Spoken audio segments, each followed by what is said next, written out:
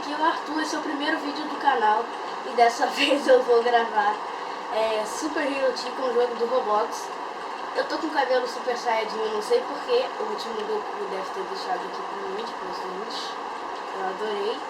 Meu cabelo normal é meio ruim, se vocês querem ver eu vou botar aqui, mas depois, tá, então vamos direto pro assunto. O Goku é muito forte, eu já joguei com ele, só que o único problema é que como ele é o Goku, todo mundo fica focando nele, porque ele pode voar, tem que pegar os acessórios dele.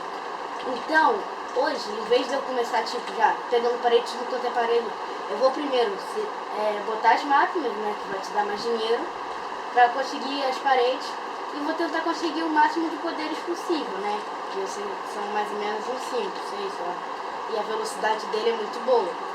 Primeiro já vamos dar, como é que é mesmo? Aquela saltadinha na casa do Homem-Aranha, aquela saltadinha marota atrás dele, por trás da casa. Esse cabelo super saiyajin tá meio engraçado. Pra vocês invadirem a casa de alguém é só vocês fazerem isso aqui, ó. Ficar fazendo isso aqui. E tem um monte de aranha querendo me perseguir e me matar. Não, quase que tem aranha voando, mano. Entrei. Putz, não vou conseguir sair. Não tem uma saída, não tem escada, não tem isso. Só se eu fizer isso aqui.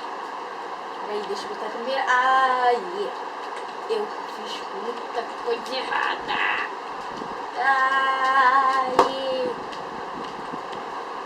Parou a cortina,